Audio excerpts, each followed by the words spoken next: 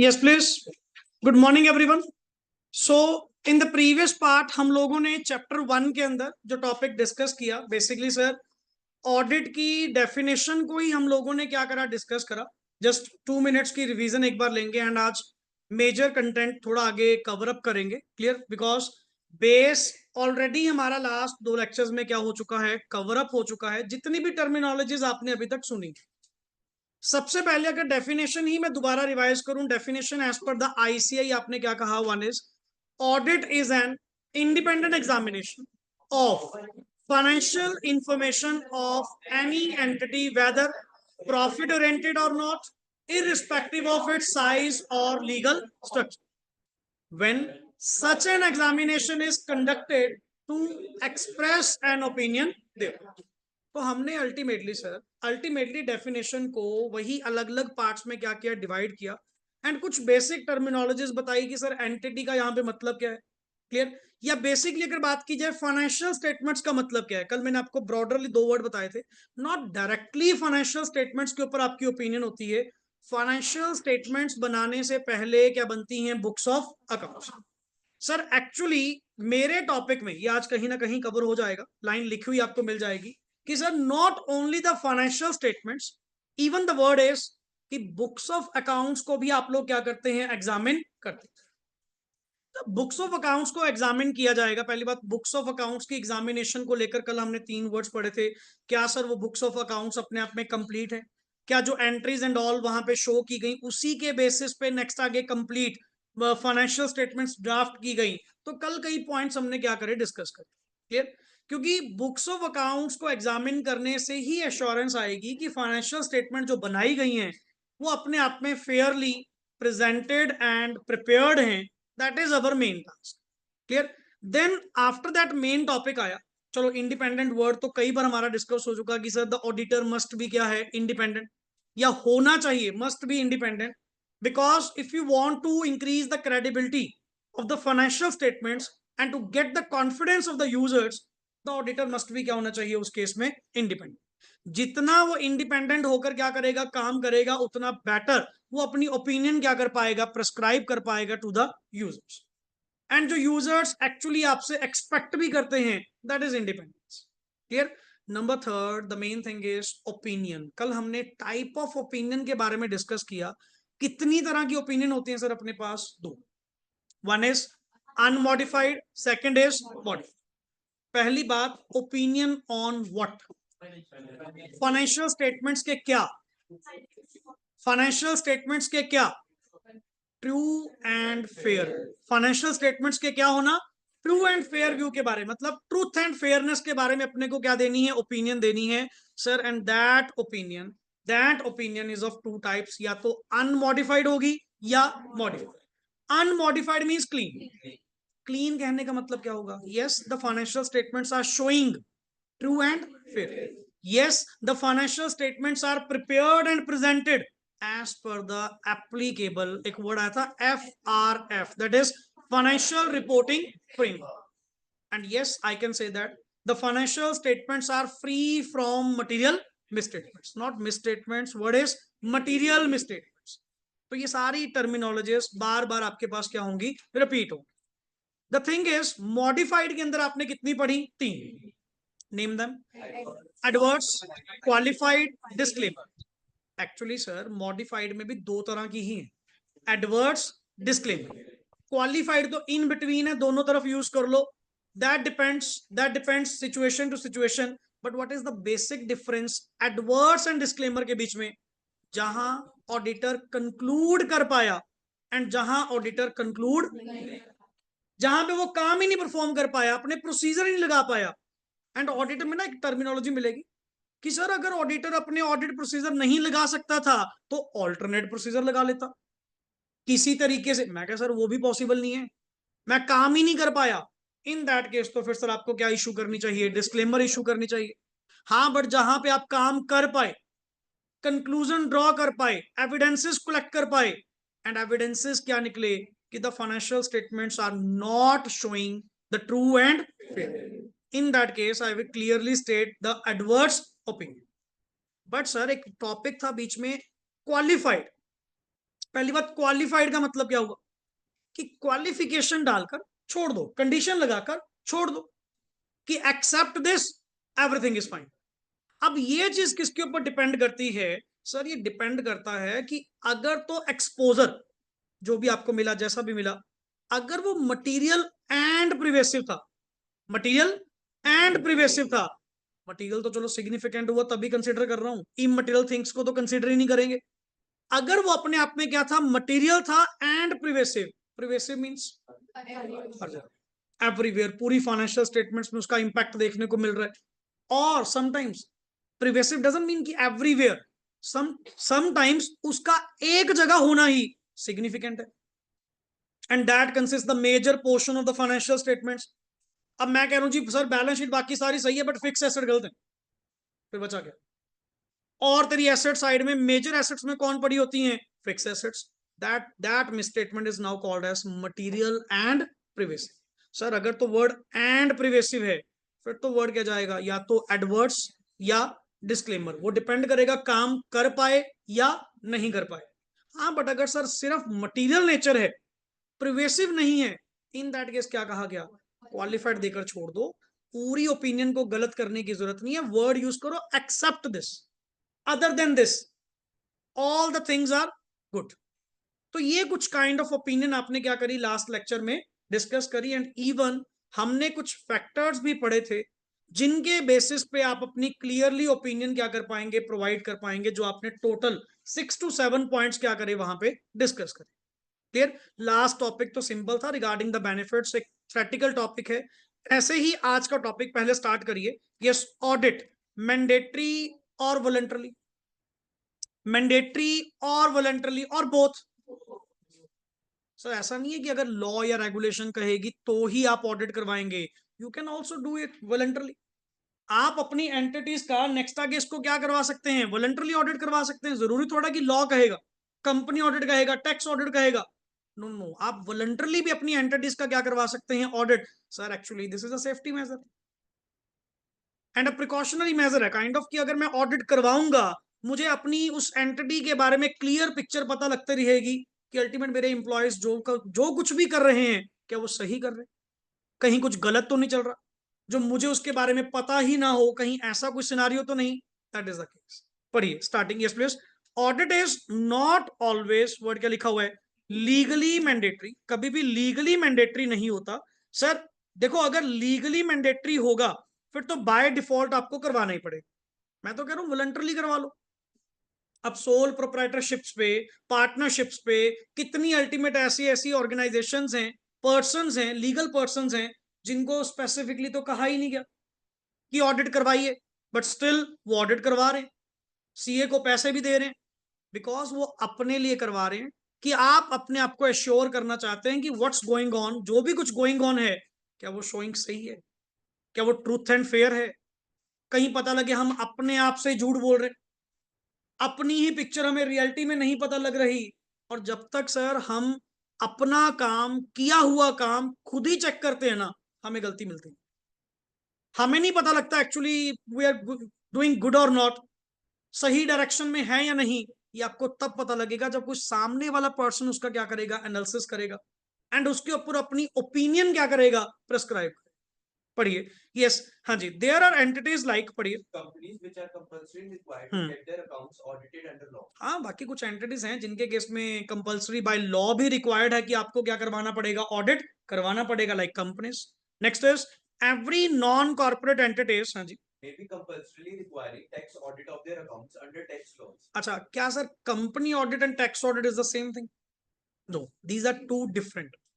और क्लाइंट्स को कई बार ये बात समझ नहीं आती, उनको ये लगता है कि सीए साहब ऑडिट करना मतलब एक ही ऑडिट होगा, एक ही ऑडिट की फीस होगी। No, they are two different. Tax audit as per किसके अकॉर्डिंग है, इनकम टैक्स एक्ट के अकॉर्डिंग, और कंपनी ऑडिट किसके अकॉर्डिंग है, कंपनी एक्ट के अकॉर्डिंग। तो उनको ये बात ही नहीं समझ आती कि सर आपके केस में रेगुलेशंस कई एप्लीकेबल हैं। आपके केस में अब अभी तो सुन, जीएसटी ऑडिट, एक ही एंटिटी जिनके 3 ऑडिट हो रहे हैं, होंगे सर, पॉसिबल है, क्योंकि different different regulations, different different. अभी तो लिस्टेड नहीं आई सेबी का ऑडिट, अगर लेटेड भी बैंक है तो बैंक ऑडिट, द वेरियस, जितनी रेगुलेशन सुपरविजन बढ़ती जाएंगी उतने ऑडिट्स आपके ऊपर क्या होते जाएंगे, एप्लीकेबल होते जाएंगे। बट इट डजंट मीन कि आप किसी फ्रेमवर्क के अंडर आएंगे, रेगुलेशन या लॉ के अंडर आएंगे तो ही ऑडिट होगा, ऐसा नहीं। आप वॉलंटरली भी अपनी ओर से क्या करवा सकते हैं, ऑडिट करवा सकते हैं। अब मैं अगर पर्टिकुलरली कहूं कि इस इंस्टीट्यूट में सर मैं ऑडिट की प्रोविजंस के अंडर कवर नहीं होता, बट करवाना चाहूं मैं स्टिल करवा सकता हूं। वो तो मैं अपने लिए एक सेफ्टी मेजर ले रहा हूं। मैं अपनी परफॉर्मेंस का एनालिसिस करवाना चाहता हूं, अप्रेजल करवाना चाहता हूं। Sir audit is basically an appraisal activity. अगर तुम समझो, it's basically an evaluation activity. आप अपनी परफॉर्मेंस की क्या करवा रहे हैं, इवेल्युएशन करवा रहे हैं कि whether all the things are doing good और नॉट। क्लियर? नेक्स्ट पेज पढ़िए। हाँ जी। For example, in India, every person is required to get accounts audited. हाँ, बट अगर टर्नओवर क्रॉस कितनी करेगी सर, 44AB सेक्शन आप लोग टैक्स में पढ़ चुके हैं, दैट इज क्रॉसिंग 1 करोड़। कि अगर 1 करोड़ से ऊपर आपकी टर्नओवर या ग्रॉस रिसीट्स जाती हैं तो इन दैट केस आपको अपनी बुक्स का क्या करवाना पड़ेगा, ऑडिट करवाना मैंडेटरी है।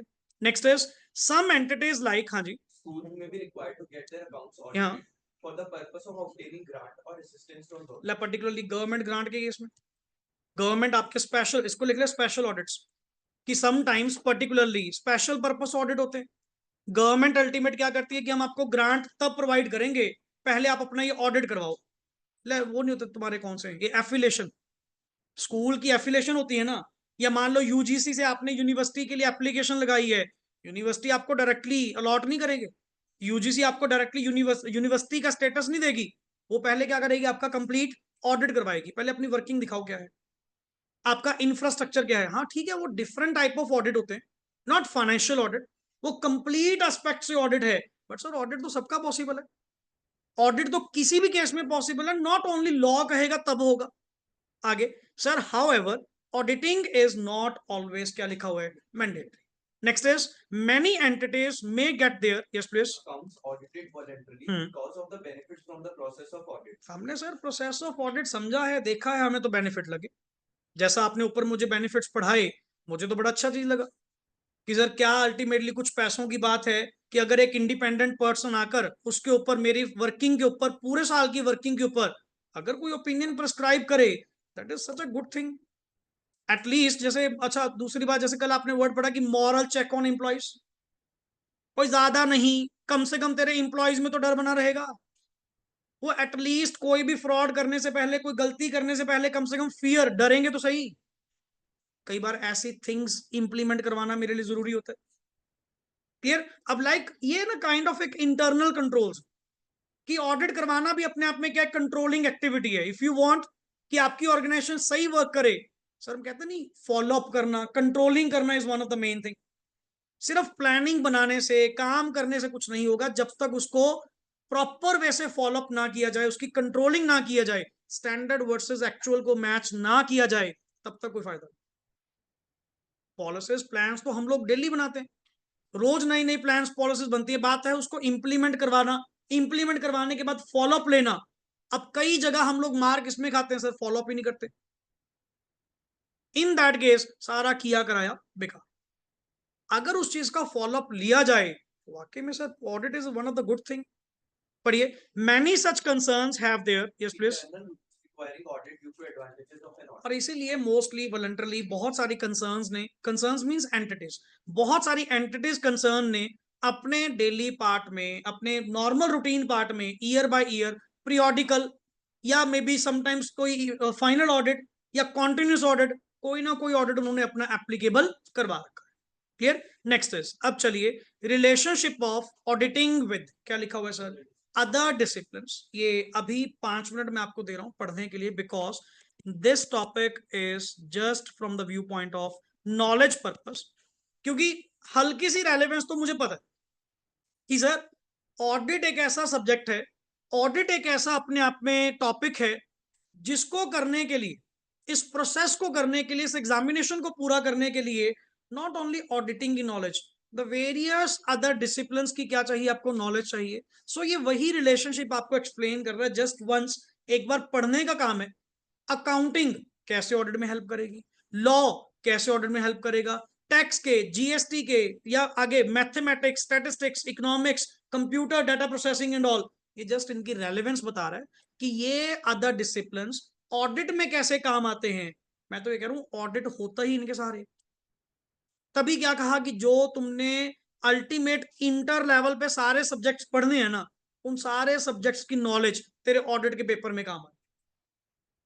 अब हुआ नहीं प्रीवियस अटेम्प्ट में May 24 के अंदर पेपर कौन सा चल रहा है ऑडिट का, पूछ उसमें रहे अकाउंटिंग स्टैंडर्ड्स, पूछ उसमें रहे कंपनी लॉ के मैटर्स, पूछ उसमें रहे टैक्स का कोई पॉइंट। मैं क्या शायद पेपर ऑडिट का नहीं था आज, उसमें सारा कुछ मिक्स डाल रहे हैं। बिकॉज ऑडिट को आप चेकिंग कब करेंगे, जब आपको इन वेरियस फील्ड्स की क्या होगी, नॉलेज होगी। AS2 का क्वेश्चन, AS10 का क्वेश्चन, मैं कह रहा हूं वेरियस पेपर, मतलब जो टॉपिक हैं रेंडमली कहीं से उठा के डाल दिए इस वाले में। अब हम कहें जी ये तो ऑडिटिंग बेस्ड होना चाहिए था, ऑडिटिंग में ही तो सारे बेस काम आते हैं, ऑडिटिंग में तो सारे डिसिप्लिन क्या आते हैं, काम आते हैं। स्टैटिस्टिक्स की मदद, सैंपलिंग नहीं करोगे। +1 लेवल पे आप लोगों ने सैंपलिंग टेक्निक यूज करी है, मेथड ऑफ सैंपलिंग यूज करी, simple random, stratified random, systematic sampling, convenient sampling, quota sampling, सारे पढ़े। ऑडिटर के यूज नहीं करेगा। हजारों ट्रांजैक्शन क्या तुम चेक करोगे, इतना वेला कौन, इतना टाइम कहां, और ऊपर से क्लाइंट इतने कितने पैसे देगा कि जो तुम उसकी हजार ट्रांजेक्शन चेक करेंगे। सर इतना टाइम नहीं है। देन वहां पे आपको सेंसस मेथड नहीं, कहां पे जाना पड़ेगा, सैंपलिंग मेथड में जाना पड़ेगा। और मैं कह रहा हूं स्टैटिस्टिक्स की मदद क्या हुई, तेरा ऑडिट चल ही किसके अकॉर्डिंग टू रहा है, स्टैटिस्टिक्स के अकॉर्डिंग। लॉ की बात करें, कंपनी का ऑडिट करने जा रहे हो तो कौन से सेक्शन देखोगे, company law, the various law जो जो उनके ऊपर एप्लीकेबल है। So these are the discipline.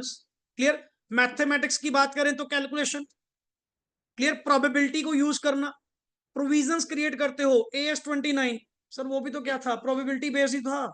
अगर चांसेस मोर देन क्या है, 50%, आप बुक्स में उसकी क्या क्रिएट करते हैं, प्रोविजन क्रिएट करते हैं। So audit is not just audit, ये सबका ही मिक्सचर है, जितने भी सब्जेक्ट्स आप लोग यहां पे करते हैं। Even sir computer data processing, जो आप लोगों का एंटरप्राइज इंफॉर्मेशन सिस्टम, चलो अब तो सिलेबस से बाहर निकल गया।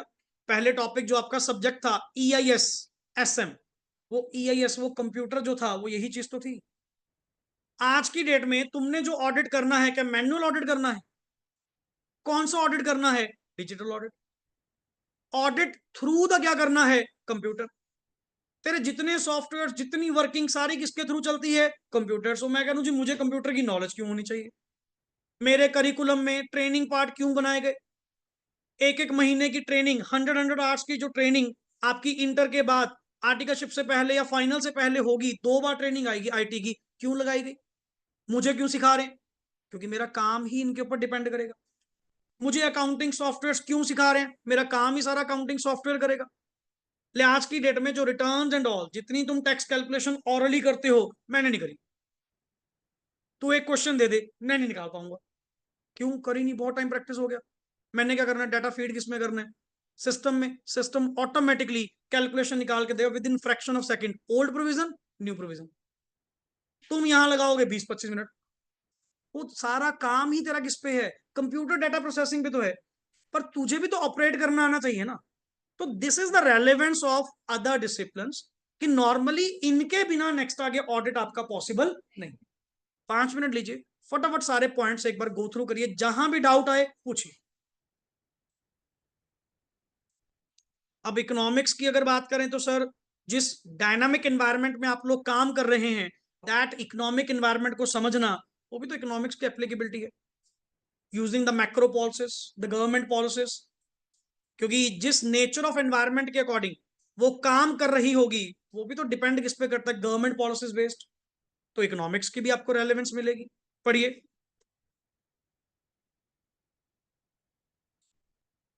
एंड इनमें से सबसे अच्छा पॉइंट है second last, behavioural science. What it means, कैसे बिहेवियरल साइंस आपकी ऑडिट में हेल्प करती है। First of all, what do you mean by behavioural science, लोगों के साथ डील करना। बेसिकली सर, अल्टीमेट पॉइंट ये है, आपको भी पता है कि आपकी डेली वर्किंग में कितने लोगों के साथ आपके कॉन्टेक्ट्स बनेंगे, कितने डेली लोगों के साथ आपको इंटरेक्शन करनी पड़ेगी। मन करे अपने ही स्टाफ से कैसे काम लेना है, ये भी आपको समझना पड़ेगा। एंड आई थिंक सो कहीं ना हल्की सी साइकोलॉजी पढ़ानी चाहिए, जिसको कहते हैं ना ह्यूमन बिहेवियर को स्टडी करना। अल्टीमेट जब आप ह्यूमन बिहेवियर को स्टडी करना शुरू कर देते हैं ना, आप टैक्टफुल बन जाते हैं। जैसे हम कहते हैं नहीं, कई बार पर्सन यार बड़ा टैक्टफुल है, नॉर्मली किसी ऐसे पर्सन को मिले जिससे आप इंप्रेस्ड हुए, किस बात को लेकर, चुटकियों में यार केस सॉल्व करता है, मतलब कैसे वो चीज डील करनी है, कैसे, यार उसका एक्सपीरियंस है प्लस वो बिहेवियरल साइंस जानता है, how to deal with the people. And होता नहीं, जो चीजें मतलब कई बार वैसे नहीं सॉल्व हो सकती या लड़ाई झगड़े से सॉल्व नहीं हो सकती, अगर आप साइकोलॉजी को थोड़ा ध्यान से समझो, बातों से सॉल्व हो सकती है। पॉइंट है कि आपको डील करना आना चाहिए। तुम क्या लग रहे हो कि तुम्हें क्या लग रहा है कि अल्टीमेट तुम मैनेजमेंट के पास जाओगे, जो तुम मांगोगे वो देगा? जिस भी स्टाफ से जो क्वेश्चन पूछेगा, एमडी से, डायरेक्टर से, जिस भी लेवल पे जो इन्फॉर्मेशन मांगेगा, कागज पत्र मांगेगा, वो देगा क्या? नहीं देगा। वो टाइम वेस्ट करवाएगा। क्यों? तेरे पास इतना टाइम है नहीं, और वो चाहता नहीं कि तू टाइम लगा, क्योंकि जितना टाइम तुम उसके काम पे लगाओगे गलतियां मिलेंगी। और इसी बात के लिए तो वो क्या करेगा, घुमा फिराएगा, खाने पिलाने पे ध्यान रखेगा कि इसको बिजी रखो, कि जब भी आ रहे चलो सर कहीं दूर लंच करने चलते हैं, मैं क्यों, नजदीक नहीं मिलता? कोई नहीं सर, चलते जी। उनकी मैक्सिमम कोशिश होगी, मतलब आपको थोड़ा टैक्टफुल रहना पड़ेगा उन सारी सिचुएशंस में, वो बिहेवियरल साइंस समझनी पड़ेगी, उस पर्सन का व्यू पॉइंट क्या है। एंड मैं यहाँ पे किस काम के लिए आया हूं, क्योंकि बहुत जगह आपको टैक्टफुल होकर ही काम क्या करने पड़ेंगे, निकालने पड़ेंगे। इजी टास्क नहीं है कि अगर तुम कह रहे हो कि जिस इंफॉर्मेशन के रिगार्डिंग एविडेंसेस कलेक्ट करने हैं तो इजीली एविडेंसेस मिल जाएंगे, नहीं, 100 तरह के दाव पेच खेलने पड़ेंगे, देखना पड़ेगा वहां पे सिचुएशन कैसी है। And you must be a judgemental person, easy to quick to make judgement immediately. Sir stuck नहीं होना, येस और नो फटाफट, नहीं तो आप अपने डिसीजन में खो जाएंगे। वर्ड पढ़िए क्या लिखा हुआ है, auditor has to deal with, क्या लिखा हुआ है, many person. And many personal में not only the outside person, तेरी ही एंटिटी के पर्सन, तेरे ही जो आगे टीम मेंबर्स हैं, सीधे मुंह तो बात वो नहीं करते, क्लाइंट क्या खाक करेगा? तेरा ऑडिट स्टाफ ही तेरी बात नहीं मानता, इन दैट केस फायदा नहीं है, वो पर्सन नेक्स्ट आगे इफेक्टिवली ऑडिट कर ही नहीं पाएगा, जिसके कहने से उसकी टीम ही बाहर हो।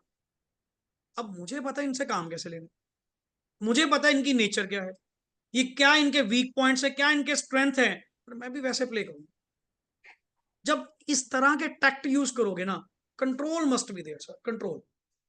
अगर कंट्रोल नहीं है ना, खत्म सर, कुछ नहीं फायदा ये सारी इतनी सारी स्टडी एंड ऑल करने का, अगर आप एक डिसिप्लिन्ड वे से काम ना करवा पाए, तो आपका जो ट्रिपल ई ऑडिट होता है, triple E stands for economy, effectiveness and efficiency, ये कभी नहीं आएंगे।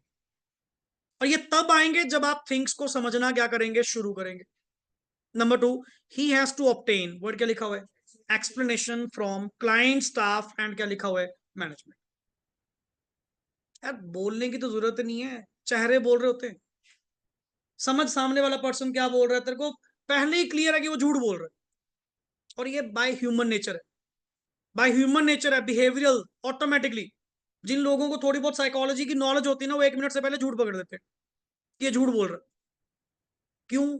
आपके gestures and all, body science पहले शो करने शुरू कर देते हैं थिंग्स। यही चीजों का टैक्ट आपके पास होने चाहिए, मतलब जब बिहेव करना तो प्रॉपर इन्वेस्टिगेटर की तरह करो ना, समझो फिर चीज को क्या है। Next is moreover he shall direct and क्या लिखा हुआ है, supervise his on audit staff. अब स्टाफ तो एक ऐसी चीज है, इंप्लॉय एक ऐसी चीज है जो काम करने से मना करेगा, या काम करने से क्या करेगा, हमेशा रिफ्रेन करेगा कि छोड़ो बरे क्या करने की जरूरत है, बट मुझे तो काम करवाना है ना। काम लेना आपको आना चाहिए कि सामने वाले पर्सन को कैसे यूज किया जाए। And the last is he should have, word is क्या लिखा हुआ है, टैक्ट। टैक्ट मीन्स एक स्किल, एक टेक्निक, जिसको वर्ड कहते हैं, clear. The person must B tactful of getting along with the, क्या लिखा हुआ है, कि लोगों में सर इन्वॉल्व होना, 1 मिनट से पहले ही अपने पर्पस निकालना, हर चीज कैसे सॉर्ट आउट होगी। लोगों में ना, बड़े बड़े कॉर्पोरेट सेक्टर्स में कई बार वैसे पर्सन को नॉलेज है नहीं है हमें नहीं पता, बट जिनके पास टैक्ट होते हैं ना काम करने के, मतलब बड़ी कंपनीज उनको कभी छोड़ती नहीं। हमारे प्रैक्टिकल एक केस में कोई फ्रेंड सर्कल में नेक्स्ट आगे बंदा कंपनी चला रहा है, कंपनी के अंडर नेक्स्ट वो, पहले स्केल कुछ नहीं था, 15-20 इंप्लॉयज थे, आज के टाइम में 100+ इंप्लॉय हो गया, बड़े बढ़िया स्केल पे जा रहा है। एंड उनमें से उनका ही नेक्स्ट आगे सब फ्रेंड, और वो नॉलेज वाइज इतना प्रॉपर नहीं है, अगर मैं कहूँ उसके पास कुछ स्किल एंड ऑल है, कुछ नहीं है, पर टैक्ट है। वो इतना तरीके से बंदे को मैनेज करता है ना, कोई भी इंप्लॉय 3-5 करे, 5 मिनट में सेट कर देता है कि काम कैसे लेना है, मुझे पता है। उसको उसने मैनेजर बना रखा है कि तूने डील करना है, जो भी करना है मेरे पास ना इंप्लॉय आए किसी बात को लेकर, जो भी काम डील करेगा वो तुम करोगे। क्यों? उस बंदे ने उसके अंदर क्या क्वालिटी देखी? टैक्ट देखा, कि वो कहते हैं बंदे की नब्ज पकड़ता है कि ये कहां से बोल रहा है, वो चीज पकड़ेंगे। एंड जब वही पकड़ेंगे ना, फिर आप नेक्स्ट आगे बोल नहीं पाओगे। मुझे पता कि इंप्लॉय जवाब नहीं दे रहा, सीधे मुंह नहीं दे रहा, कोई नहीं, इसका भी तोड़ कोई तो होगा, कहीं से तो ये बोलेगा, ढूंढो। That is called as tact, and that comes with the behavioural science. जब आप ये सारी नॉलेज रखते हैं इन चीजों की, अब जैसे लास्ट वर्ड इज, चलो फाइनेंशियल मैनेजमेंट तो कॉमन है, एफएम तो एक सब्जेक्ट ही है, ये तो आपके ऑडिटिंग टेक्निक में क्या होगा, यूज होगा ही होगा। क्लियर? चलिए नेक्स्ट इज, क्या एक बार पॉइंट्स देख लिए या देख रहे हो अभी? देख लिए? क्लियर? चलिए next is difference between, word पढ़िए क्या लिखा हुआ है, अकाउंटिंग एंड, पढ़िए, yes, meaning. Accounting is the, हाँ जी of recording, classifying and summarizing financial information. Sir, जिसको कहते हैं बुक्स मेंटेन कर। अकाउंटिंग तो बेसिकली सर आर्ट है, रिकॉर्ड, रिकॉर्ड करना मींस जर्नलाइज, क्लासिफाई करना मींस लेजर्स, समराइज करना मींस ट्रायल, एंड नेक्स्ट आगे उसको पोस्ट करना to the financial statements, that is basically accounting. और ऑडिटिंग अपने आप में क्या है, उसी फाइनेंशियल इंफॉर्मेशन की जो अकाउंटिंग के जरिए बनाई गई, उसी फाइनेंशियल इंफॉर्मेशन की क्या करना, इंडिपेंडेंट अप्रेजल करना, एग्जामिनेशन करना, that is basically called as auditing with a view to express an opinion there. आगे function, it records the financial aspects, it examines the financial information. Next is by whom, any person, accounting तो कोई भी कर ले, accounting तो वो हर person कर सकता है जिसके पास अ साउंड नॉलेज ऑफ क्या है, अकाउंटिंग। बट ऑडिटिंग हर किसी का काम नहीं है। ऑडिटिंग सिर्फ कौन कर पाएगा, stat audit can only be done by किसके द्वारा, और वो भी chartered accountant in practice. Next is principles, ये अकाउंटिंग चलती है एज पर एएस और called as Ind AS, clear. और यहां पे जो चलते हैं that is called as auditing standards, यहां पे वर्ड बोलते हैं अपन ऐसे। Next is sir primary responsibility, sir accounting करना किसकी रिस्पॉन्सिबिलिटी है, मैनेजमेंट। तभी कल आपने एक वर्ड बोला, to get prepare and present the financial statements is the overall responsibility और the fundamental responsibility of the management. और इधर वर्ड पर to conduct audit in an effective way is the responsibility of the auditor. Next is expertise की बात करें, यहां पे आपको अकाउंटिंग एक्सपर्टीज चाहिए, यहां पे दोनों चाहिए, यहां पे अकाउंटिंग एज वेल एज क्या चाहिए, ऑडिटिंग, क्योंकि फाइनेंशियल इंफॉर्मेशन बेस्ड है। And last time of occurrence, कौन दोनों में से पहले होगा, अकाउंटिंग पहले होगी, ऑडिटिंग बाद। चलिए next is qualities of auditor की अगर बात की जाए, क्वालिटीज ऑफ ऑडिटर में सबसे पहला पॉइंट पढ़िए, वर्ड क्या लिखा हुआ है, इंटेग्रिटी। इंटेग्रिटी का मतलब होता है जिसको कहते हैं ना, to remain ethical, constant, straightforward, that is called as integrity maintain कर, अपनी सुचता मेंटेन करना, सच मेंटेन करना कि सर कल को कोई अपने पे ब्लेम ना कर पाए, ट्रुथफुलनेस मेंटेन करना, that is called as integrity maintain. पढ़िए सर, ऑडिटर शुड भी क्या होना चाहिए, straightforward, sincere, while performing his क्या लिखा हुआ है, professional duty. And literally sir ये एक लेवल पे आके ना सहना बड़ा मुश्किल है कि अगर आप में कल को किसी काम में गलती निकले, क्लाइंट आपको सामने से कुछ बोल जाए, ये बहुत बड़ी फील होती है। पैसा तो एक तरफ रहा, अगर आप अपने काम में सिंसियर नहीं हैं, गलतियां करते हैं, देखो वैसे ही डिफॉल्ट आप ऐसा हो चुके, क्लियर, कि आपको अब शर्म फील नहीं होती, वो अलग चीज है। अदरवाइज जो एक वैल्यूएबल पर्सन होगा, जो एक सिंसियर पर्सन होगा, वो बहुत रेयर केस होगा कि वो कोई ऐसी लैकिंग कर जाए जिसके कारण एक सिंसियरिटी क्या हो जाए सर, मतलब कॉम्प्रोमाइज हो जाए। अदरवाइज एवरीथिंग वो जो करने की कोशिश करेगा, कोशिश ही कहेंगे, कोशिश जो करेगा वो अपनी ओर से बेस्ट टू बेस्ट करेगा। अब हमें होता है पर्टिकुलरली, देखो अपने हाथ से जो काम किया हो उसकी रीस नहीं, ये जिंदगी में याद रखो। जो काम, जो फंक्शंस, जो भी कुछ आपने परफॉर्म करा, अगर आपने करा, आपको उस पर भरोसा हो सकता है। किसी ने परफॉर्म करा एंड एज इट इज आपने आगे पास ऑन कर दिया, गलती होने के चांस है। इसीलिए किसी भी पर्टिकुलर, अगर आप ऑफिसेज एंड ऑल अगर देखते भी हैं, अनटिल जब तक आपको इंप्लॉय पे विश्वास नहीं आता ना, तब तक कोई भी फाइल नेक्स्ट आगे अपलोड नहीं होती। हर फाइल बनाई तुमने, काम तुमने करा, ऑडिट तुमने बनाया, ओपिनियन तो मेरी है ना, एक एक कागज, एक एक चीज रिव्यू होगी, चेक होगी, देन मैं फाइनली अपना कंक्लूजन क्या करूंगा, प्रोवाइड करूंगा, क्योंकि तेरा कुछ नहीं जाएगा। ओवरऑल रिस्पॉन्सिबिलिटी किसकी है? मेरी। इंटेग्रिटी किसकी हिट होगी? मेरी। डिसऑनेस्टी का पॉइंट किस पे आएगा? मेरे पे। लैक ऑफ सिंसेरिटी का पॉइंट किस पे आएगा? मेरे पे। That is why the auditor must B, ये क्वालिटी उसके अंदर होनी चाहिए, that he should maintain his professional sincerity. Sir जो भी काम करिए विद सिंसियर है, तुम लोग सिंसियर नहीं होंगे तो फिर तो देश का मजाक बन जाएगा। फाइनेंशियल एस्पेक्ट्स अगर तुम लोग ऐसे करने लग गए, फिर तो होगी बात खत्म।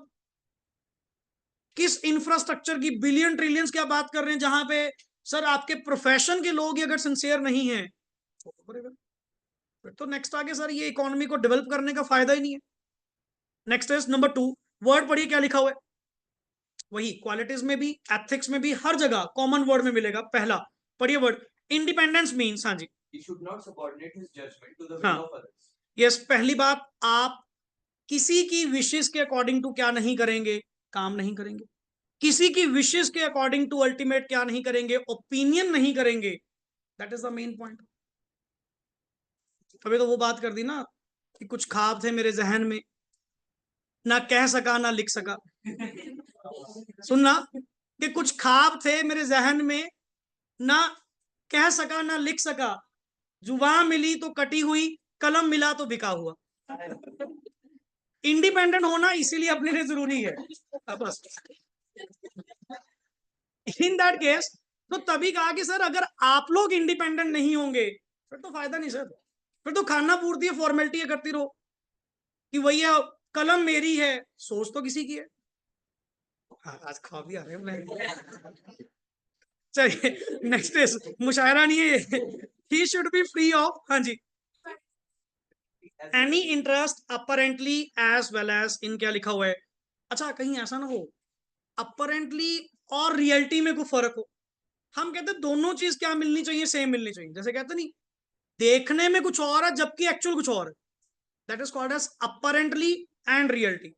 Sir you should be free from that, कि जो है एक्चुअली पिक्चर आपको सामने दिख रही है, जो मैंने ओपिनियन देनी है वो मेरे कहने में भी और लिखने में भी, दोनों में क्या मिलेगी? सेम मिलेगी। Next is, he should audit the, word क्या लिखा हुआ है, financial statements prepared by the management in, word क्या लिखा हुआ है, अनबायस्ड। नेक्स्ट इज, आगे चलिए, नॉलेज, एक ही चीज के कारण तो आप जाने जाते हैं, that is knowledge, and you must keep your knowledge updated. हाँ वो बात अलग है, पॉसिबल नहीं होता इतनी सारी थिंग्स को रिटेन करना एंड ऑल करना, बट कोशिश करने से सब कुछ होगा। अगर अपने आप को अपडेट रखेंगे तभी आपकी नेक्स्ट आगे क्या बनेगी? वैल्यू बनेगी। एंड लिटरली लोग, मतलब इस अपनी डिग्री को, अपने जैसे लोगों को एक चलता फिरता दिमाग कहते हैं, जो उनके पास नहीं है। वो इसी वजह से आपकी वैल्यू करते हैं कि दैट इज कि सर आपसे कोई भी चीज, आप ये सोचो क्लाइंट का फोन आया, ये नहीं पता सामने से क्या पूछेगा, किस पॉइंट के बारे में कहां से पूछेगा, but we have the knowledge. हमारे पास वो एक टेक्निक है how to handle it, and वो तब हो पाएगी अगर आपके पास क्या होगी? नॉलेज होगी। आप देखो एस्पेक्ट्स बहुत है, फील्ड बहुत है, हर फील्ड में आपकी एक्सपर्टीज तो नहीं हो पाएगी। एंड बेसिकली जो एक नॉर्मल चीज होती है ना, कि अगर आप कह रहे हो कि हर फील्ड में आप एक्सपर्ट हो जाएंगे, नॉट एट ऑल। कहीं कहो जी king of none, jack of all, वो नहीं चलेगा। आजकल तो जो रूल चलने लग गया वही चीज है, king, jack of none, king of one, वो हिसाब है। माहिर बनो, एक में बनो, स्पेशलिटी लेकर। अब एक ऐसा डॉक्टर जो सब कुछ कर रहा है, जो भी काम करवाना सारे करेगा, उसकी कभी एक्सपर्टीज नहीं आएगी, वो उतने लेवल तक ही रहेगा। एंड एक जो है स्पेशलाइज्ड है किसी एक पर्टिकुलर फील्ड में, लाइक अपने फील्ड में भी project financing means project financing, particular chartered accountants का काम ही क्या है, सिर्फ प्रोजेक्ट फाइनेंसिंग। अपन ही छोटे मोटे काम करते, सीधा बड़ी फाइनेंसिंग उठाई, लोन उठाए, अल्टीमेट हमारी एक्सपर्टीज उस काम में। सर एक्सपर्टीज होगी तभी तो आपकी नॉलेज अपडेटेड रहेगी। अब मैं अगर प्रैक्टिकली आपको बात करूं कि सर कि हमें कभी किसी की नीड नहीं पड़ती, ऐसा नहीं है। अब जिन चीजों में मैं एक्सपर्ट नहीं, जिन चीजों में मुझे नॉलेज नहीं, मैं ऑलवेज नेक्स्ट आगे किसी गाइडेंस लूंगा। अब जैसे मैंने आपको कभी सुनाया होगा कि पार्टनरशिप्स के केस में, पार्टनरशिप रजिस्ट्रेशंस के केस में सीनियर सीएस के, जिनको मतलब ये मानो 30-30 साल भी प्रैक्टिस में हो चुके, वो अगले मुझसे कंसल्टेंसी लेते हैं। उसका कारण क्या है? बिकॉज मेरा एक पर्टिकुलर फील्ड क्या हो गया, फिक्स हो गया। उनको ऑल ओवर द एरियाज में पता है कि पार्टनरशिप फर्म्स में डील ये करते हैं कि एक बार रजिस्टर करने से पहले पूछ लो। तो आपको ऐसे वेरियस फील्ड्स में अपनी एक्सपर्टीज एंड अपनी नॉलेज क्या करनी पड़ेगी, अपडेट करनी पड़ेगी। अब कई सीएज ऐसे हैं जो सिर्फ टैक्स की प्रैक्टिस कर रहे हैं, इनकम टैक्स की, एंड कई ऐसे हैं जो सिर्फ किसकी कर रहे हैं, जीएसटी की प्रैक्टिस कर रहे हैं। अलग अलग फील्ड्स बांटे हुए हैं। पढ़िए, यस ही शुड हैव, हाँ जी, General knowledge of clients, business, economic trends, etc. एक बात समझ लेना, कभी भी तेरे पास अगर क्लाइंट अप्रोच करता है, सबसे पहली चीज जो आप कहते हैं ना कि एक्सेप्टेंस करेंगे या नहीं करेंगे, प्रीलिमिनरी एक्टिविटीज परफॉर्म करेंगे, उससे भी पहले एक चीज होती है, if you have general knowledge about the client's business. अब क्लाइंट ने, प्रैक्टिकली बता रहा हूं, किसी लास्ट केस में किसी क्लाइंट ने अप्रोच करा, कहते सर हमने आपसे काम करवाना है। मैं कहा जी पहले बताओ काम किसके रिगार्डिंग करो, आपका नेचर ऑफ बिजनेस क्या है। कहते जी आज मिल सकते हैं। मैं कहा नहीं जी आज मैं बिजी, मैं फ्री था। मैंने क्यों कहा, मैंने क्यों कहा, firstly I obtain the knowledge about the client's business. लेटेड भी वो आज मिलने आ गया, मुझे उसके बारे में पता नहीं है, मैं कौन सा सारे बिजनेस एक्सपर्ट्स में फील्ड हूं या हर चीज के बारे में पता होगा। मैंने पहले उसके बारे में सर्च कर, उसके बारे में नॉलेज ऑब्टेन करी, एक आधे पर्सन से बात करी कि इनके केस में होता क्या है, मतलब किस तरह का बिजनेस है, कहां से परचेजिंग, कितनी सेल, जीपी मार्जिन क्या है, कितने डेटर क्रेडिटर्स होते हैं, रॉ मटेरियल कंजम्पशन कितनी होती है, एक ओवरव्यू सा लिया। अगले दिन बुलाया, मैं कही अब बोलो क्या काम करवाना है, कैसे करवाना है। हाँ आपके केस में ऐसा होता होगा, ये सीए साहब तो एक्सपर्ट बहुत है, कल शाम को तो एक्सपर्ट इकट्ठी करी है। दैट इज द पॉइंट कि ही शुड हैव वर्ड क्या लिखा हुआ, जर्नल नॉलेज।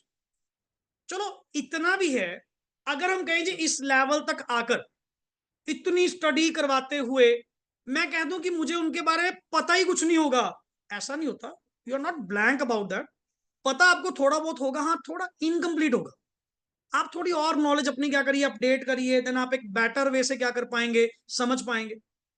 नेक्स्ट इज, आगे बढ़िए, awareness about the, yes please. Laws like taxation laws and contract act, partnership act, companies act, etc. is also. तभी तो ये सारे स्टडी का पार्ट बनाएंगे। और कभी भी तुमने सिविल लॉज या क्रिमिनल लॉज नहीं पढ़े, क्योंकि हमारा मैटर ही किससे, बिजनेस से, तो ओनली बिजनेस लॉ आपके सिलेबस का पार्ट रहे। आगे, sir he must continuously update his knowledge to conduct the audit, क्या लिखा हुआ है, इफेक्टिव। तभी होता नहीं टाइम टू टाइम जो सेमिनार्स एंड ऑल वगैरह लगते रहते हैं। इवन सर हमारे ना एक सीपीई आर्ट्स होते हैं, सीपीई आर्ट्स मतलब एज अ मेंबर को अपडेट करने पड़ते हैं, जो हम करते नहीं। वो क्या होता है, जितने वेरियस सेमिनार्स वगैरह होते हैं ना, देखते हैं कि जगह जगह ब्रांच में, आउटसाइड, कहीं ना कहीं सेमिनार्स वगैरह लग रहे हैं, वो सेमिनार्स अटेंड करने पड़ते हैं। ये बाय सीए प्रोफेशन भी रिक्वायरमेंट है। उसमें दो तरह के होते हैं, स्ट्रक्चर्ड एंड अनस्ट्रक्चर्ड। स्ट्रक्चर्ड होते हैं जो सेमिनार्स में जाकर ही मिलेंगे, अगर मैं उसमें अटेंड करूंगा, जैसे पर सेमिनार किसी में 3 सीपीआर्स, किसी में 4, डिपेंडिंग ऑन कितने डेज का है। ये सारे इसीलिए करे गए हैं। इसीलिए बैकएंड से बता, आईसीआई ने रिक्वायरमेंट क्यों डाली कि आपको कैलेंडर ईयर वाइज अपने सीपी आर्ट्स क्या करने पड़ेंगे, अपडेट करने पड़ेंगे। सीपीई आर्ट्स के चक्कर में तुम अपने आप को क्या रखोगे, अपडेट। जितने भी सेमिनार्स एंड ऑल पूरा साल चलते रहते हैं। मैं तो कह रहा हूँ एक दिन में पता नहीं कितने सेमिनार्स होते हैं। कहीं ना कहीं चंडीगढ़ ब्रांच लेवल पे जितनी ब्रांचेज हैं अपनी भी एनआईआरसी की, सब जगह चलता देने को। मैं जाके वहां पे कभी भी अपना क्या कर सकता हूँ, सेमिनार कंडक्ट करवा सकता हूँ।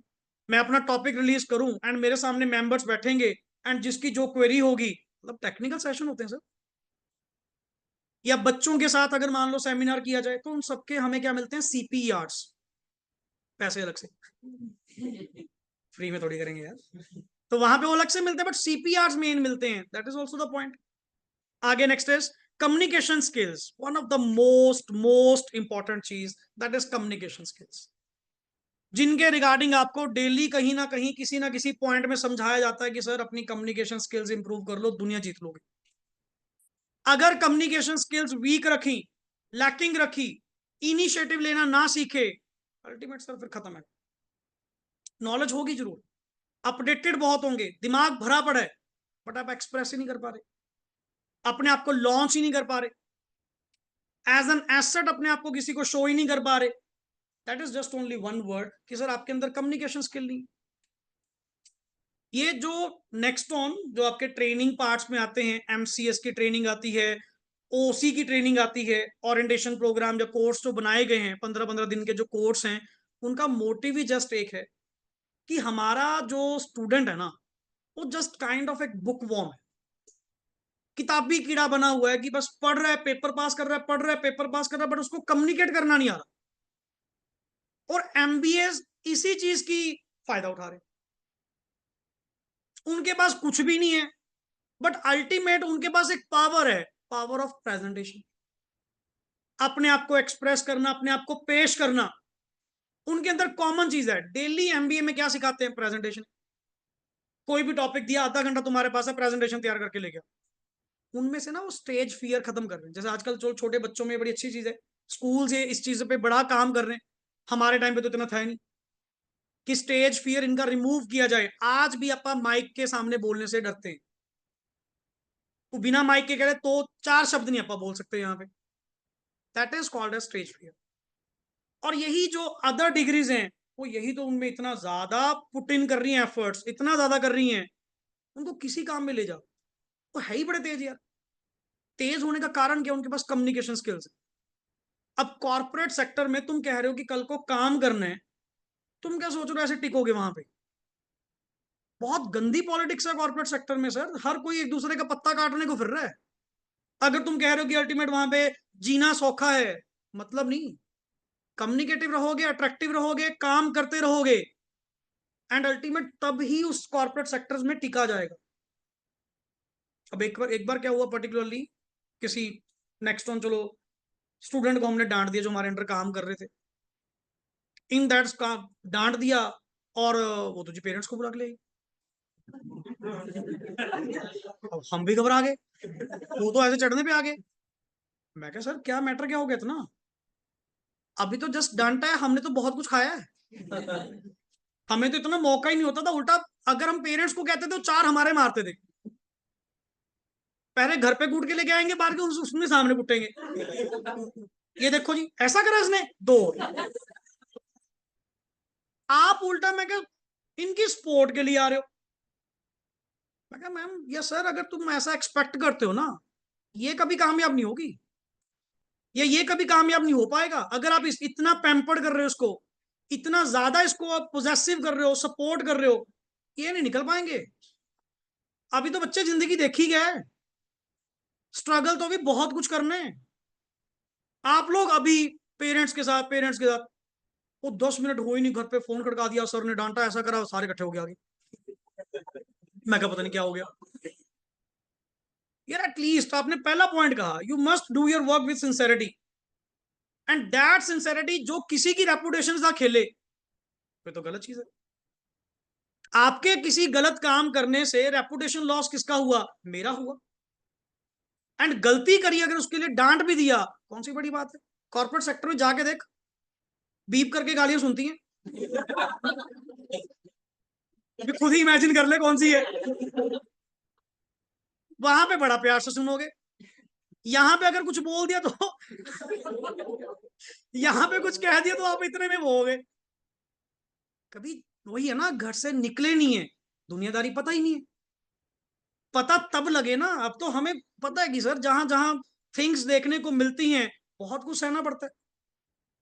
आला कहता कल से काम पे ना आइयो, लैपटॉप भी वापस करके जा, काम करना तो बंदा बन के काम कर यहाँ पे। एंड ओपनली सर लिटरली इतनी गालियां निकालते हैं ना वो, बिग 4 कहना सौखा है, रोने निकाल देती है अच्छे अच्छों के। कहना सौखा वाला कहता है ईवाई का ऑडिटर हूं या मैं पीडब्ल्यूसी का हूं, पूछ के देख अकेले बैठे कितना रोकते हैं? स्टोरियों में दिखता है 5 स्टार होटल, फ्लाइट्स में आ रहे हैं जा रहे हैं, आप इतना तो देंगे ना भाई, है ऑडिटर किसका? बिग 4 का है ना। बट जो वर्क प्रेशर है, जो काम है, काम में गलती मिलना, तुझे नहीं पता ना, तेरी गलती नेक्स्ट आगे उस पूरी फर्म की बैंड बजा देगी अगर जरा से भी गलती निकली। नहीं इतना प्रेशर झेल सकता है कोई, सिंपल सी बात है। तो इसीलिए सर, इसीलिए आपका कम्युनिकेटिव होना बहुत जरूरी है। जितनी प्रेजेंटेशन आप बढ़िया देंगे, अपने आप को देख, जिनके पास नॉलेज नहीं है वो अपने आप को इतना बढ़िया प्रेजेंट कर रहे हैं, अपने पास नॉलेज होते हुए भी अपने आप को एक्सप्रेस नहीं कर पा रहे, फिर तो ये कमी है ना। क्लाइंट का फेथ ही तेरे पे किस पे आएगा? तेरी कम्युनिकेशन स्किल्स पे। कई बार चलो ठीक है, बाकी मूड की डिपेंड होती है, नॉर्मल मूड में बैठे होते हैं, सही है जी, तसल्ली करवा के भेजेंगे, आज आने दो कोई क्लाइंट। अल्लाह कहता जाते हुए कहेगा सर मिलकर बड़ा अच्छा लगा, 4 बंदे मिले होंगे, मजा आ गया आपसे मिलके, कल से काम शुरू करवाओ। मैं कहा बेटे बैठा ही मूड में है सीधा, अगर मैं भी चढ़ा बैठा होता ना कहीं तो दिखता ना यहाँ पे। बट सर बहुत सारे थिंग्स इग्नोर करते हुए the front face must be आपका कम्युनिकेटिव। दुनिया में बहुत सारे डीलिंग्स हैं, बहुत सारे कॉन्ट्रैक्ट्स हैं क्रैक करने आप लोगों ने, बट वो तब हो पाएंगे अगर आपकी आवाज में दम होगा, अगर आपके वर्ड्स में दम होगा, तभी आप ये चीजों को क्रैक कर पाएंगे। तेरे यूजर का, क्लाइंट का तेरे पे कॉन्फिडेंस नहीं आ रहा, तो कैसे अपनी लाखों करोड़ों की चीज आपको प्रोवाइड कर दे? कैसे तेरे हाथ में सौंप दे? गट्स ही नहीं फील हो रहे। अल्लाह कहता है बात करिए सर, कोई दमदार सा समझ नहीं आया, फिर तो ठीक है जी, पुराना जहां चल रहा है वहीं चलने दो, पर आपको देके करेंगे क्या? मुझे श्योरिटी नहीं आ रही कि आप मेरा काम संभाल पाओगे या नहीं पाओगे। अगले को कॉन्फिडेंस में लेना पड़ेगा। वो कॉन्फिडेंस में लेना कैसे होगा? If you have the communicative skills. Next is, आगे बढ़िए, टैक्ट हो चुका ऑलरेडी। अच्छा, ऊपर word is during conduct of audit.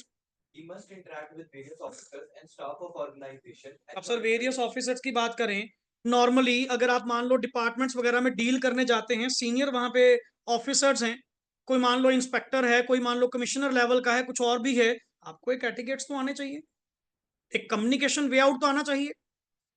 अगर आपके पास कम्युनिकेशन नहीं है सर, आप डील कैसे क्रैक करोगे? अब सीधा जाके ये थोड़ी कहेगा कितने में बिकेगा, वहीं पे लेके बाहर मारेगा। फिर ये डील्स होती कैसे हैं? कैसे बातों बातों में इन्फ्लुएंस किया जाता है? पता मुझे भी उसका मन है कि अल्टीमेटली वो पैसे लेकर मानेगा, बट एक वे आउट है ना, एक वे आउट है। ये थिंग्स कम विद द क्या आती हैं? एक्सपीरियंस। कि नॉर्मली सर कैसे सामने वाले पर्सन से इन्फ्लुएंस लेकर कोई फायदा निकालना है, ये कम्युनिकेटिव स्किल्स आपको सीखनी पड़ेंगी। अब जीएसटी ऑफिसर्स हैं और हैं फलाने, तब जितने भी करप्टली हैं पता है, बट एटलीस्ट आपके पास एक एटिकेट्स होने चाहिए, आपके पास एक कम्युनिकेशन स्किल्स होनी चाहिए कि how to deal with that. And जैसे सर थर्ड पार्ट इज या this he require goods oral and word, क्या लिखा हुआ है? मैं लिटरली कह रहा हूं, मुझे मेल राइटिंग, मेल करना सिखाया ही किसने है? सीए प्रैक्टिस ने। उससे पहले कभी जीमेल होती गया पता ही नहीं थी, यूज ही नहीं करी प्रॉपरली, कि कैसे मेल्स पे डॉक्यूमेंट एंड ऑल, कैसे सारी ये कम्युनिकेशन चलते हैं। लिटरली अपना ओपन कहते हैं, यूज ही नहीं करना आता था। ये यूज करना ही, ये कम्युनिकेशन मोड सिखाया ही किसने है? सीए प्रोफेशन ने। अपने सारे डॉक्यूमेंट, सारी चीज किसके थ्रू चलती है? मेल्स के थ्रू चलती है। क्लाइंट से जितनी कम्युनिकेशन होते हैं रिटर्न मेल्स के थ्रू होते हैं। मेल लिखनी भी तो आनी चाहिए, तभी तो नॉर्मली कहीं ना कहीं पार्ट आपके मेल राइटिंग पार्ट आता है आजकल, इंग्लिश वाला पार्ट में मेल राइटिंग सिखाते हैं, उसका कारण ये चीज, दैट इज फॉर्मल कम्युनिकेशन। आगे बढ़िए, yes please. Tact, he must be, हाँ जी, able to deal with different person in different situations. Hmm, He has to direct and supervise his own staff as well as thus he should be tactful. बिल्कुल। Judgement, next is he should be capable to taking firm judgement as to which items are to be, क्या लिखा हुआ है, checked, and what should be the sample size. जिसको कहते नहीं कि sir quick decision making, एक साइड पे वर्ड लिख ले, क्विक डिसीजन मेकिंग, कि द पर्सन मस्ट बी क्या होना चाहिए? क्विक डिसीजन मेकिंग वाला होना चाहिए। ज्यादा सोचकर कुछ नहीं बनता। जितना ज्यादा आप सोच में जाते हो ना, एनालिसिस पार्ट में ज्यादा जाते हो, अल्टीमेटली उतना कंफ्यूज हो। ये तो ना सिंपल सीधा सा तरीका है जी, मतलब यस और नो जो भी है, सैंपल साइज तो कितना sample size, you must be a quick decision maker, क्योंकि तब आप इफेक्टिवली अपना ऑडिट क्या कर पाएंगे? कंप्लीट कर पाएंगे, अदरवाइज एक ही ऑडिट कंप्लीट नहीं होगा। अब लाइक किसी पर 3-4 दिन से कोई केस चल रहा था रिगार्डिंग उनके कोई वेरीफाई अमाउंट सी हो नहीं रही थी, कितनी अमाउंट है, कहते 500 मांगा, बैड डेट्स डाल के पैसे करिए, खत्म कर। अगले नहीं प्रॉपरली बता रहे कर ले, मैं कैसे कर, सब्सक्रिप्शन ही क्या करते रिवर्स मार दे, पड़ा कोई पूछेगा, मुझे भी पता है कोई पूछने वाला है ही नहीं। उस केस में मैं इतनी केयर करूं, 500 का 2-2 रुपए का हिसाब रखूं, मैटर ही नहीं है। एक ही क्लाइंट का ऑडिट थोड़ी करना है, बथेरे ऑडिट करने हैं भाई, आगे काम डेली का है। इन दैट केस निपटाओ सर फटाफट, that is quick decision maker. Next is, आगे बढ़िए, logical skills, yes he must be able to analyze and interpret problems so that he can accordingly deal with the same. बिल्कुल। And next is technical skills, yes he must have Expertise over accounting and auditing matters. Yes He should have exhaustive knowledge of accounting in all Hmm. its branches. बिल्कुल। Moreover, he should be aware of latest development in अच्छा, knowledge of accounting in all its branches मतलब financial accounting, cost accounting, management accounting, ये उन branches की बात कर रहे हैं, clear. Moreover he should be aware of latest development in the किसमें auditing standards so that he can perform audit in effective manner.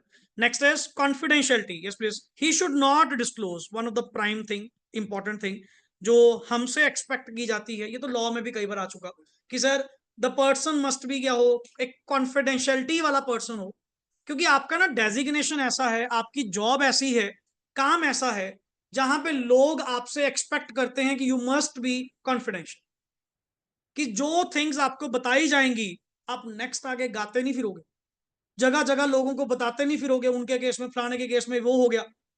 जो चीज आपको बताई जा रही है that to be kept confidential. And अगर कहीं ना कहीं अगर चार्टर्ड अकाउंटेंट्स के ऊपर भी केस पड़ेगा अगर इन्होंने ब्रीच ऑफ क्या करी, कॉन्फिडेंशियल, तो line is he should not disclose, हाँ जी, confidential information acquired during the conduct of his professional duties to any third party, किसी थर्ड पार्टी को आप कुछ नहीं बताएंगे, ना आपका हक बनता है। बिकॉज हमारा मानना यह है आपका क्लाइंट बहुत सारी वैल्यूएबल इंफॉर्मेशन, बहुत सारे लूप होल्स जो normally I think so family वालों को भी नहीं पता होते, वो वकीलों को, डॉक्टरों को और सीए को सबको पता होते हैं, समझे ना पॉइंट। तो इन दैट केस अगला अपना जिगर खोल के तेरे सामने रख रहा है और तुम उसकी वो बातें आगे गाते फिर रहे हो, वो चीज अपने आप में सबसे गलत है। बिकॉज इन दीज 3 प्रोफेशंस में कॉन्फिडेंशियलिटी इज द प्राइम, कि जो भी मैटर्स गोइंग ऑन है, कई बार होते हैं थर्ड पार्टी आती है पूछने के लिए कि उनके बारे में इंफॉर्मेशन चाहिए, फलाना चाहिए, हमें नहीं पता, कहते हैं आप तो उनके सी हैं, बस मेरी बात नहीं हुई जी काफी टाइम हो गया, मैं तो मिला भी नहीं, सो आपने याद करवा दिया, कल मैं बात करूंगा, साफ इग्नोर, मुकर गया पता। या अगर बहुत ही ज्यादा जरूरी है, वेट मैं आपको 10 मिनट में कॉल करता हूँ, साथ के साथ कॉल किसको करूंगा, क्लाइंट को, तेरे बारे में फोन आया था भाई, क्या पूछ रहे हैं वो, कोई मैटर चल रहा है क्या बैंक बुंक में, वो कह रहे थे इनकी प्रीवियस ईयर की एफएस दे दो, दे दूं, वो हाँ सर वो अपने एक लोन अप्लाई करा हुआ है, तो वो एचडीएफसी बैंक से है, तो कुछ भी अगर उनका पर्सन कॉल करेगा तो आप उनको डॉक्यूमेंट्स दे दीजिएगा, दे दूं, ठीक, चल अब क्या क्या चाहिए सारी इंफॉर्मेशन दूंगा, because I take permission from my client, then breach of confidentiality अपने आप में एप्लीकेबल। पढ़िए, except when one is permitted by client and second is example 143 subsection 12 143(12) fraud reporting, उस केस में लॉ ने रिक्वायर करा कि सीए को बताना पड़ेगा। मैं कहूं जी मेरा क्लाइंट तो परमिट नहीं करा, तेरी ऐसी की तैसी, तू क्लाइंट की बात कर रहा है, मैं कह रहा हूं लॉ के अकॉर्डिंग तेरी रिक्वायरमेंट है 143(12) में, आपको वहां पे ड्यूटी परफॉर्म करनी पड़ेगी। तभी 143(12) सेक्शन में स्पेशली लिखा भी हुआ था कि अगर बाय लॉ तुम ये इंफॉर्मेशन किसको देते हो, सेंट्रल गवर्नमेंट को देते हो, तो ये अपने आप में ब्रीच ऑफ कॉन्फिडेंशियलिटी नहीं माना जाए। सो वर्ड लिखा गया, और ये नहीं कि हर केस में आपको परमिशन लेना जरूरी है। नेक्स्ट इज कॉशन एंड क्या लिखा हुआ है, patience. In simple words what the auditor will do, he must do it with care. That means word क्या लिखा हुआ है, what ever he does he must do with, word क्या लिखा हुआ है, proper skill and these kind of qualities must be होनी चाहिए एक ऑडिटर के अंदर, अगर आप नेक्स्ट आगे अपने आप को कामयाब करना चाहते। Clear. Next is most important topic जिसको हम कह रहे थे, हल्का सा वर्ड इसका डिस्कस हुआ था बट मैंने एक सिंपल वर्ड दिया था, रिव्यू एंड रिपोर्ट, ये वही है, बट इसमें कई वर्ड्स मैं लॉन्च करूंगा कई वर्ड्स आपको बताऊंगा जितना आज पॉसिबल हो पाया। क्लियर? वन बाय वन इस टॉपिक को करेंगे। वर्ड पढ़िए ध्यान से। ऑब्जेक्टिव्स ऑफ किसके? ऑब्जेक्टिव ऑफ ऑडिट तो आई थिंक सो एक ही है। क्या करना? रिव्यू करना एंड रिपोर्ट करना। रिव्यू किसको करना? Financial statements. मतलब auditor will perform some kind of audit procedures on the financial statements and will get audit evidences, and from that audit evidences he will obtain या generate reasonable assurance. The word is, पहला word जो लिखा हुआ है देख, to obtain reasonable assurance, पहले इस पे डिस्कस करेंगे। सर रीजनेबल एश्योरेंस क्या करेगा? ड्राइव करेगा एंड एक रिपोर्ट के जरिए, रिटर्न रिपोर्ट के जरिए अपनी ओपिनियन क्या कर देगा? प्रिस्क्राइब कर देगा। that is basically called as objective of audit. पढ़िए पहला। सर इन कंडक्टिंग, हाँ जी, Audit of financial statements, objectives of auditor in accordance with SA 200. अच्छा ये जो तुम्हें इन्वर्टेड कॉमर्स में दिख रहा है ये SA 200 का नाम है।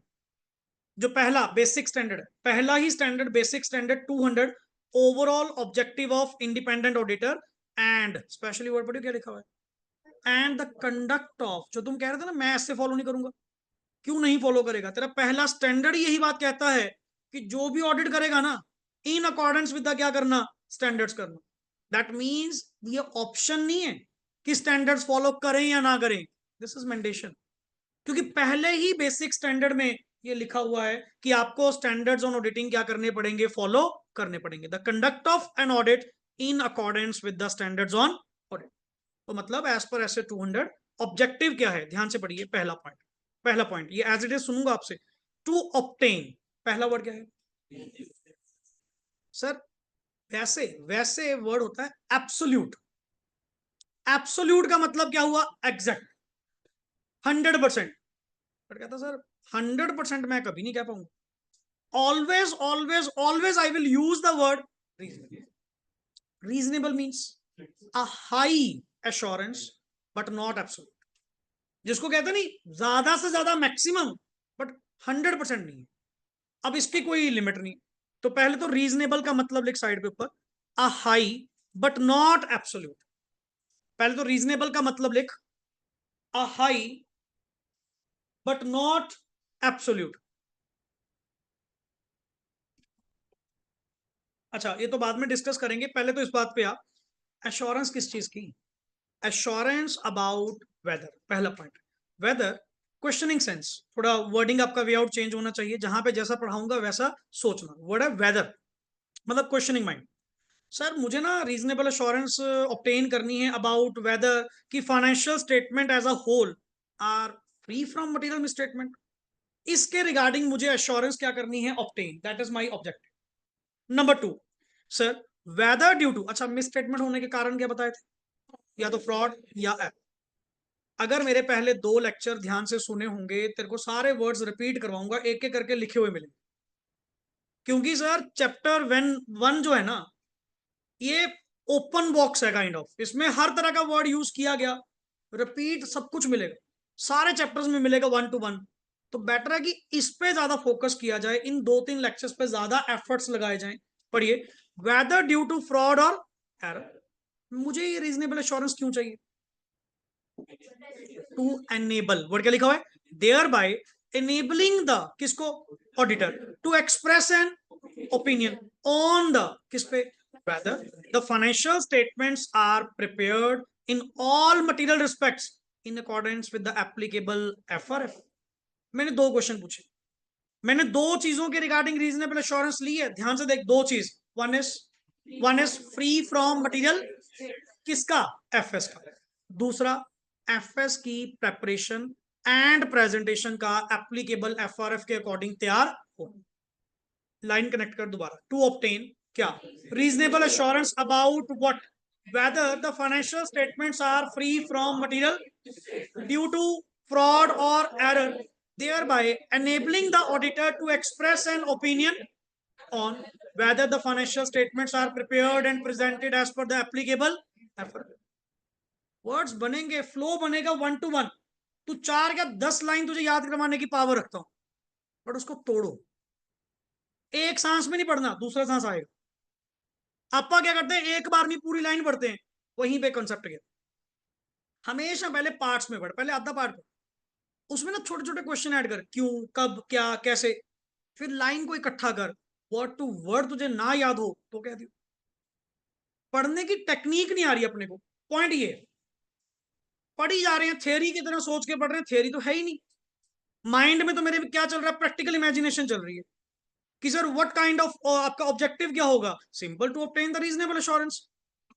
मैं कह reasonable means a high assurance but not absolute. Absolute means 100%, that is not possible. Reasonable assurance about what, किस चीज के बारे में, whether the financial statements are free from material misstatement. What is free from, क्योंकि तेरी तो जानने की कोशिश यही है ना, क्या ठीक है, क्या मटेरियल मिसस्टेटमेंट है तो नहीं, सो दैट अल्टीमेटली मैं अनेबल हो सकूं कि मैं अपनी ओपिनियन एक्सप्रेस कर दूं कि हाँ, कि फाइनेंशियल स्टेटमेंट जो प्रिपेयर की गई, प्रेजेंट की गई, वो एप्लीकेबल एफआरएफ के अकॉर्डिंग। अगर तुझे ये एश्योरेंस मिल जाए, अगर तुझे ये एश्योरेंस मिल जाए, बेशक रीजनेबल मिल जाए, मिल जाए, आप क्या करिए, टू रिपोर्ट ऑन दी क्या लिखा हुआ है, फाइनेंशियल स्टेटमेंट ने कम्युनिकेट करना as per the required as in accordance with the auditor's finding. जो कुछ भी तुमने मिला, अल्टीमेट उसको रिपोर्ट के अकॉर्डिंग टू जाहिर करो, और जिसने तुझे अपॉइंट करा या एसे की जो रिक्वायरमेंट है, जिस जिस तक वो रिपोर्ट जानी चाहिए, वहां वहां तक ये रिपोर्ट क्या कर दे, कम्युनिकेट कर दे। ये तेरे ऑडिट का क्या है, ऑब्जेक्टिव, जिसको मैंने दो वर्ड्स में क्लियर किया था, one is review and second is report. Now let's discuss the word is, आपने क्या कहा, रीजनेबल एश्योरेंस, बट नॉट क्या लिखा, एब्सोल्यूट। कहते सर ऑडिटर लाख कोशिश कर ले, जितनी कोशिश कर ले, पर्टिकुलर बढ़िया से बढ़िया दाव पेच खेल ले, प्रोसीजर अच्छे से अच्छे लगा ले, तो जो मर्जी कर ले, एब्सोल्यूट एश्योरेंस आप फिर भी नहीं दे पाओ। मैं कहा जी कारण, कहता सर कुछ कमियां ऐसी होती हैं जिनको बाहर नहीं निकाला जा सकता, कुछ ऐसी लिमिटेशंस हैं जो अपने आप में इनसेपरेबल होती हैं। इनसेपरेबल मतलब इनबिल्ट। तो जितनी कोशिश कर ले, जितनी कोशिश कर ले, वो ऑलवेज प्रिवेल करे। अब जब ऐसी कोई चीज जो ऑलवेज अटैच्ड विद द क्या है, मेन डाटा, क्या तुम उसको कभी बाहर निकाल पाओगे? तू बढ़िया से बढ़िया प्रोसीजर लगा ले, तुम एब्सोल्यूट की बात कर रहे हो। डेटॉल वाले आज तक नहीं बोल पाए 100%। बता दे कभी सुना हो, क्या बोलते हैं हमेशा वो, नहीं भाई रक्षा करता है। क्यों नहीं बोल पा रहे भाई, जबकि इतने साल हो चुके प्रोडक्ट चलते हुए, अब इतने सालों के जर्म्स नहीं मरे। उनको पता है कि 100% नहीं बोल सकते, कोई एक्सेप्शन केस निकला है तो। जब वो इतने साल से नहीं बोल पा रहे, ऑडिटर कहां से कह देगा कि yes the financial statements are completely free from the material misstatement. Completely कोई नहीं, मैं बस रीजनेबल एश्योरेंस दे सकता हूं कि जितना मैंने देखा, जितना मुझे प्रोवाइड किया गया, जितनी मुझे डॉक्यूमेंटेशन दी गई, based on that, based on that I can say that yes, reasonable assurance. Absolute word कभी नहीं यूज करूंगा, मतलब उसका कारण, कारण एक है, इनहेरेंट लिमिटेशंस ऑफ ऑडिट, जो नेक्स्ट आगे तेरे टॉपिक्स में कवर होगा कि sir what are the inherent limitations. Inherent means inbuilt. तू जितनी कोशिश कर ले, जो मर्जी कर ले, तुम उन चीजों को बाहर निकाल ही नहीं पाओगे। सर एक बात बताइए, अगर आप कह रहे हो कि miss statements always always prevail करेंगी, जैसा आपने सुनने को बताया कि जिसकी वजह से तेरा ऑडिटर क्या नहीं दे पा रहा, एब्सोल्यूट एश्योरेंस नहीं दे पा रहा, हर जगह ये वर्ड कह के चला जाएगा रीजनेबल एश्योरेंस। एब्सोल्यूट कभी नहीं गएगा, कभी नहीं गएगा, पॉसिबल नहीं। तो फिर ये बताइए, क्या आप ये कहना चाह रहे हो कि मिस स्टेटमेंट्स ऑलवेज प्रिवेल करती हैं? क्या मिस स्टेटमेंट्स, सुन लो ध्यान से वर्ड, जब एब्सोल्यूट एश्योरेंस तभी तो दे नहीं पा रहे। अगर मिस स्टेटमेंट खत्म होती फिर तो एब्सोल्यूट लिखने में क्या दिक्कत है? तो सर आपकी ओर से एब्सोल्यूट एश्योरेंस ना देना, 100% विश्वास ना देना, क्या इसका मतलब ये है कि मिस स्टेटमेंट तो जी ऑलवेज क्या करेंगी, एग्जिस्ट करेंगी? यस। क्यों? Due to inherent limitations. कुछ थिंग्स ऐसी हैं जिनको जितना मर्जी सही करने की कोशिश कर लो, वो पॉसिबल नहीं है।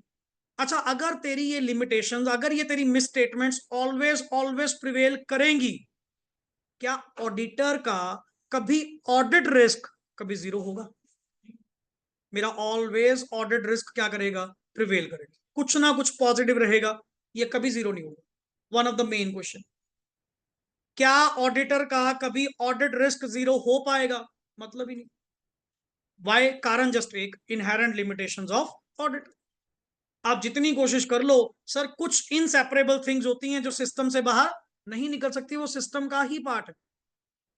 For example sir, financial statements को प्रिपेयर किसने करा? मैनेजमेंट ने। मैनेजमेंट को ये पावर किसने दी?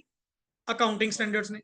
अकाउंटिंग स्टैंडर्ड्स में खुद लिखा हुआ है कि मैनेजमेंट अपनी सूटेबल अकाउंटिंग पॉलिसीज क्या कर सकती है, चूज कर सकती है, जितनी प्रोविजन चाहे वो बना सकती है जो उसको सूटेबल लगे। अब बता, इस केस में मैं क्या एविडेंस कलेक्ट करूं? मैंने पूछा जी, मैं क्या, आपने पिछली बार तो प्रोविजन 5% बनाई थी, इस बार 15% बनाई है, क्यों? हमें लगा। एक तो इनको लगता बहुत है। इन दैट केस वही तो कह रहा हूं कि सर मैं उन चीजों में कोई क्रॉस क्वेश्चनिंग नहीं कर सकता। उसका कारण है वो that drawbacks are given by your system, nature of financial reporting. और दूसरी बात, limitation of time and cost. मेरे पास कितना टाइम है? अगले के पूरे साल की ट्रांजैक्शंस का ऑडिट 4 दिन में कर दूंगा? क्या क्या चेक करेगा बता? कितना चेक करेगा? तू तो पहले ही सैंपल में सेंसस से किस पे आ गया? सैंपल पे आ गया। क्या सारी ट्रांजैक्शन चेक करी? How would you say that कि एब्सोल्यूट एश्योरेंस है? और दूसरी बात, तेरे क्लाइंट ने तुझे पैसे कितने के दिए कि जो उसके लिए तू इतनी मेहनत करेगा? ठीक है ना, जितना गुड़ डालोगे उतना मिठा होगा, वही साहब। जितने पैसे देगा वैसा ऑडिट करेंगे। क्यों? मैंने फिर एक ही ऑडिट थोड़ी करना है, एंड मेरी फीस वो झेल नहीं पाएगा अगर कंप्लीट ऑडिट करवाना है। और तब भी चाहे पैसे भी दे दे, तब भी due to other limitations and all you can't say absolute assurance. आप ऑलवेज वर्ड क्या यूज करेंगे? रीजनिंग। सो बेसिकली ऑब्जेक्टिव में आपने क्या पॉइंट पढ़ा? One of the objective number 1 is to obtain reasonable assurance about whether the financial statements are free from material misstatement, therefore due to fraud या error, thereby enabling the auditor to express an opinion on the financial statements की preparation and presentation के बारे में as per the applicable। और अगर ये assurance obtain हो जाए, इसको एक रिपोर्ट के जरिए, रिटर्न रिपोर्ट के जरिए क्या कर दीजिएगा? कम्युनिकेट कर दीजिएगा एज पर द एसे जो रिक्वायरमेंट आपकी बनती है। क्लियर? लो जी, यहां तक फटाफट रिवाइज करिए एंड अपनी अटेंडेंस कंप्लीट करिए। डू इट फास्ट, जल्दी रिवाइज करिए। कोई भी डाउट है यहां तक पूछिए।